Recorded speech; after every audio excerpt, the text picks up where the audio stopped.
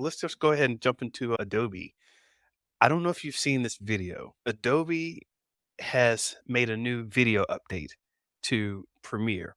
Now we know that Photoshop had their AI editions. We know Illustrator had their AI editions and some of their other products. Now, Adobe Premiere, which is their video editing product, has these AI editions in it.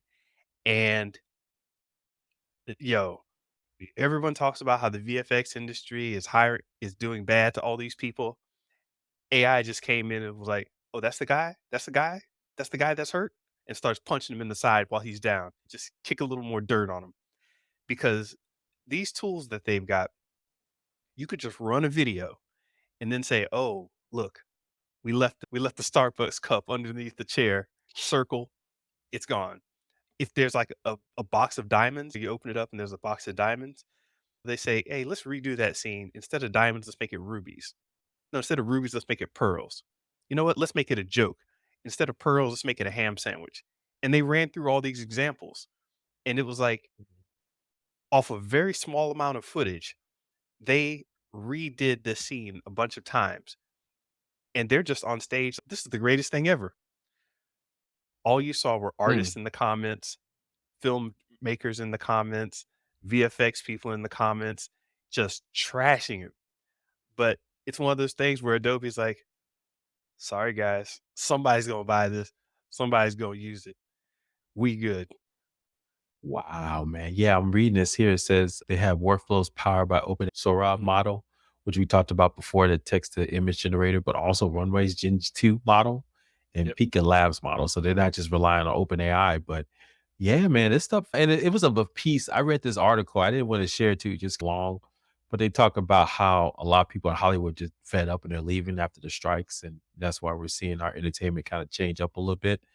But a lot of these writers, they were already getting browbeat, but then the strikes and the AI stuff, a lot of them are leaving in mass because we have IP that everybody's, hey, if you create IP, we don't need writers anymore. Shit. I know the story of the Hulk. I can write a story about the Hulk and just have some AI or some writer assistant write it. And so producers who put the packages together for these movies is I don't need a writer, a high-end writer to write this for me. Now you're telling me I can get a high-end AI image generator to create the imaging for me. Why I need a high-end director? And so Yep. it's almost like you get to a point where it's like the Hollywood is just gonna go so down that you can create these movies like this with just a producer who has the idea and really get some low-level writer and director, just the basic stuff, maybe some talking heads. So for instance, another thing, I just saw that movie King Kong uh versus Godzilla, the latest one, now that they're That's the one where he friends. has Yeah, exactly. King Kong wearing the I was fur. Me and my kids were laughing because the actors, man, they probably spent maybe 2 days filming their roles, and every line they said was what? Exposition. So this is why King Kong likes this, and that's King Kong's friend, and this is the one that I was like, they had one little arc about a mother and a daughter, but it was like maybe because so and get this, the daughter couldn't even speak, so it was all in sign language. So I guarantee they're not paying a writer for that shot. The third act was just King Kong and the villain going after each other, and Godzilla and his villain going. That I'm serious. It was like a good 30 minutes of them destroying Wow. Rio de Janeiro. There was no talking. It was just I was watching a video game cutscene for 30 minutes on the big screen. Yeah. So I'm telling you, man, this is where our entertainment is going, and it's frightening a little bit. Let's enjoy the stuff we have now. But man, when our kids 20 years from now, hey dad, did you see that latest movie? Yeah, was any actors in it? I don't know. It was just some two boxes talking to each other. I don't know, but it was good. Oh, and I suppose you looked at it or at least checked out the Grand Theft Auto role play I sent you.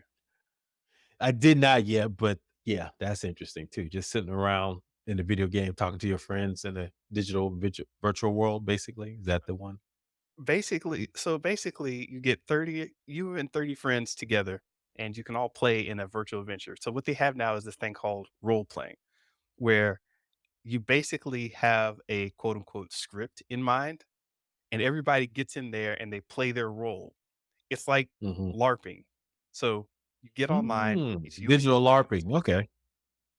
Yeah, you get online, it's you and your friends, maybe you have teams or whatever, and the whole idea is that everybody is streaming, right? If they're Mhm. streaming, then other people are watching this adventure happen. So you have to, you don't have to, but you can make it like a story. Some groups take all of their stories and they edit them together later and put out a YouTube video after they've done it on Twitch or whatever. But basically, I'm watching this one. I yes, I actually spent about 2 hours watching this role play. The actual role play itself went on for 13 hours or something like that. Wow. But yeah, it started up and this girl streamer, she was like, "Guys, I don't know what to do. I think my cousin's in trouble and my boyfriend, he's missing. I can't find him." And she like gets in a car and drives around to a section of the world and jumps out. Hey y'all, and she starts talking and she's like looking for her friend. Now, what I didn't realize at the time is that she's streaming, but these other people are streaming too. So they've got their own stories going on. And they're like, "What you want?" "Hey, I'm looking for my cousin, da da da. I ain't seen him." "Hey, but have you seen this red Cadillac? Somebody stole my Cadillac." And everybody's talking. I'm like, "What the hell Mm. is going on?" Dude, this stuff was wild. Somebody starts to like break character and everybody attacks them. "Who are you? You ain't real." And they start beating them up. It's, oh my God, what is happening here? People are getting kidnapped and that people are crying and they're like hiding out in the game world. But there's no like game to it. It's just people doing stuff. Role play, literally playing dress Mhm. up. Phenomenally interesting to me.